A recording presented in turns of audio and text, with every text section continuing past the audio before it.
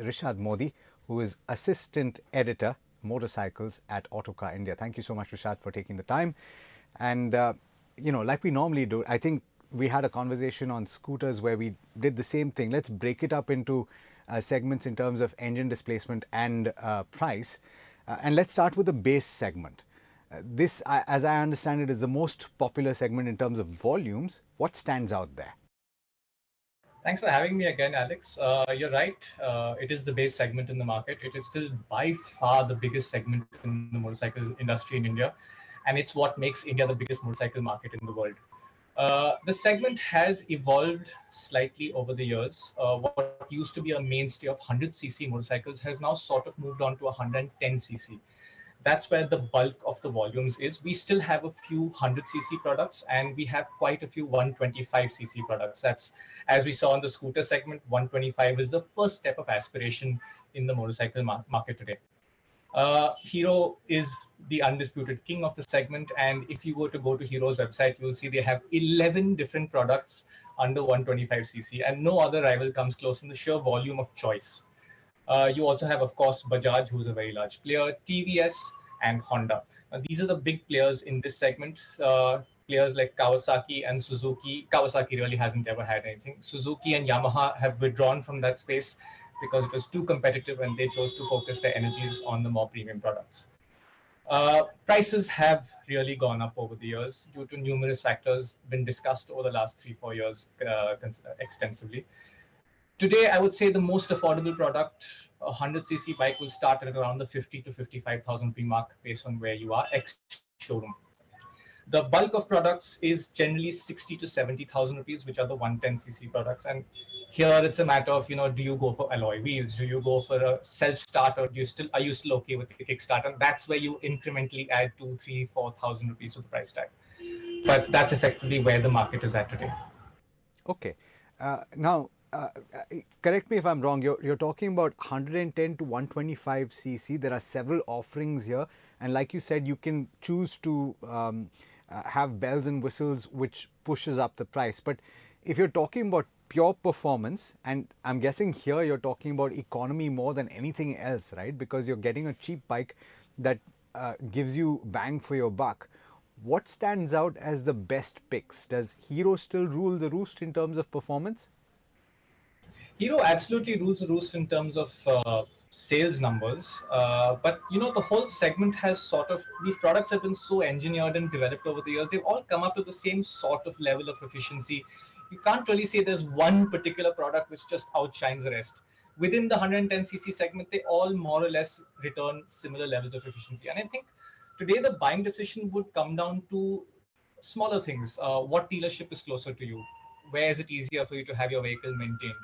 What kind of deals are you getting, especially around the festive season? That's how they entice the buyer in. And then you go to the point where you want to examine the vehicle yourself, see how it feels in terms of comfort. Everyone's vehicles have a slightly different feeling in terms of how the handlebars, seat, and foot pegs are. And remember, you're going to be spending many hours of your life on this vehicle. So it's wise to get something that you like the feeling of, just the seating position. So these are the factors that come into deciding what you want to buy. Now, if you go for an absolutely bare bones product, it will cost you 50 to 60,000 rupees, but you're really sacrificing on a lot.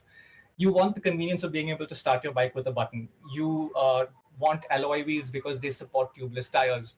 In today's age, you have a puncture. It's a pain to fix a tube tire. It's much easier to fix a tubeless tire. So these are the things that I would say are worth going for.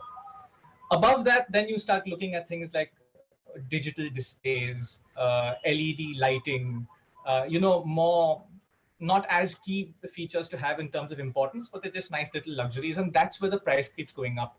You could go to a premium 125cc product that is between 80 and 90,000 rupees ex-showroom. That's how large the range is in the segment. So it's up to you to spend some time on these websites or at the showrooms, see what sort of features you would like, and then that will help you to narrow down the choice. Fair enough. I still want to, push you to name a couple of bikes that stand out to you, though. I understand you're a tall rider, and therefore your use case will be slightly different from maybe a few others. But if you were in the market for an economy motorcycle that is value for money, which would you look at? it could even be the top three picks that you have? Well, I am a motorcycle enthusiast at heart, so I would look at something that is obviously practical, easy to buy, affordable to run, but also has some sort of engagement and keeps me occupied and engaged as a rider. There are a few products. Honda has done this, TVS has done this, where they've taken the base 125cc motorcycle, they've given it some nicer looking bodywork. It's a more youthful looking thing. It has a few nice features. And the latest one to talk about is the new TVS Raider, which was so impressive that we at Autocar gave it our bike of the year.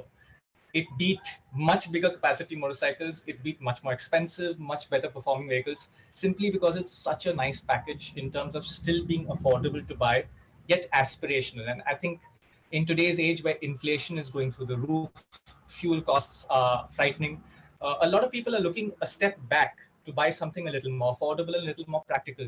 But TVS is saying, hey, we can give you that, but we also make sure that you have a vehicle that's aspirational, you enjoy riding. So as of now, to me, the TVS Raider is a very nice product. Honda has a similar product called the SP 125 on their proven 125cc platform. Also very nice to look at.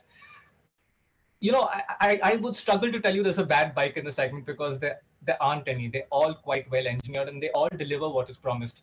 But you're asking me as an enthusiast, and that is my response as well. Fantastic.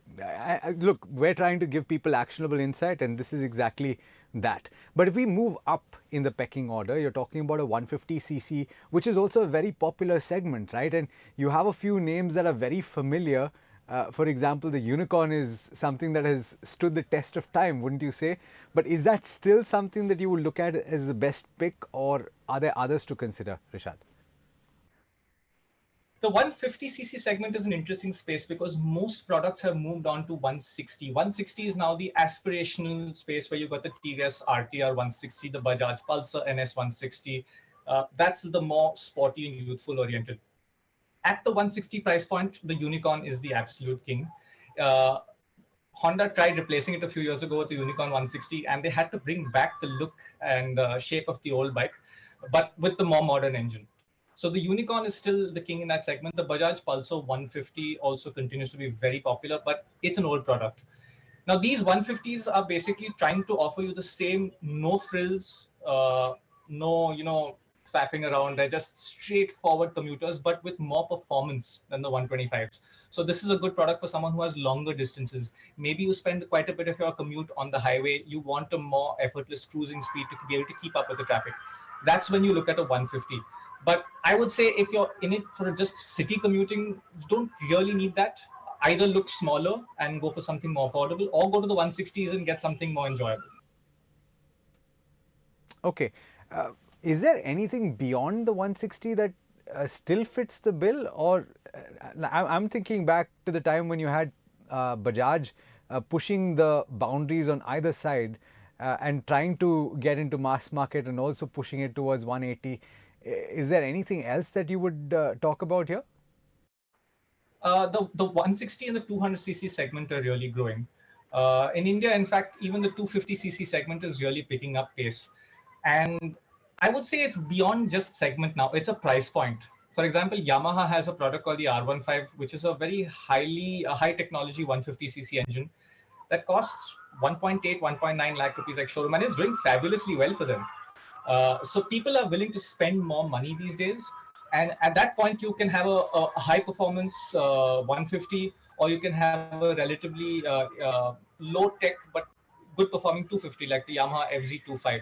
So this 1 lakh to 2 lakh spectrum has really expanded over the years, and Hero is trying that out with a different product with their X-Pulse 200, which is a fantastic bike if you want to go off-roading. It's perhaps the most comfortable bike on sale in India today in terms of suspension comfort, and it costs far less than quite a lot of the competition. So your choices really expand when you look beyond the 1 lakh mark, 1 lakh to 2 lakhs.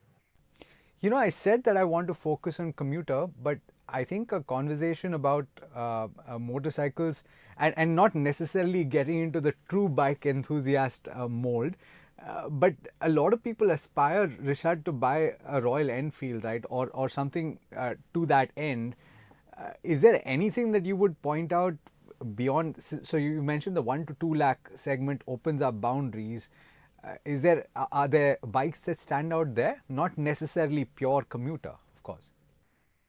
A 1 to 2 lakh segment is generally someone who's willing to spend more money on their motorcycle, but will use it as a commute tool as well as a weekend enjoyment, of a form of enjoyment.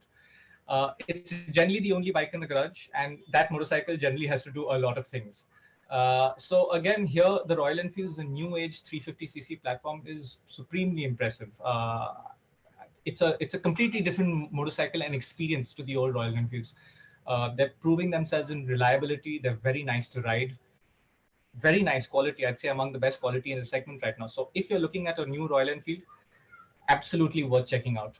We've also got the Honda Highness 350, which it comes as a relief to people who've maybe owned a Royal Enfield and want something else similar but had no choice. Today you have something from Honda. It comes with Honda's name for reputation, with Honda's reputation for reliability and performance. You have quite a few options there as well. You then have the Bajaj Dominas, which is a strange sort of sport. It's hard to pinpoint what the Domina is, but it lives in that price point. You have the Hero X Pulses, you have the Yamaha FZ25. Like I said, that segment has just exploded. And there's many different flavors of motorcycle there. Fantastic. I think we've given people a flavor of various different segments, and I think there's a product out there, Rishaad, for everybody. And I think some part of that is why I wanted to have this conversation, because we're helping people at least narrow down the choices that they have. Thank you so much for taking the time. Always a pleasure speaking with you. If I could add a small point, it can get overwhelming today in terms of Of how course. much choice there is, Yeah. which is why it's important to ask yourself, how do I plan to use this motorcycle? What do I want to do with it? That will help lead you in the right direction to pick from this massive choice that we have right now. Yeah, so what do you want it for is essentially the first question. And I think on this program, that's the first question we encourage people to ask when it comes to their financial products as well. But once again, thank you so much for taking the time. Thank you, Alex. Thank you for having me.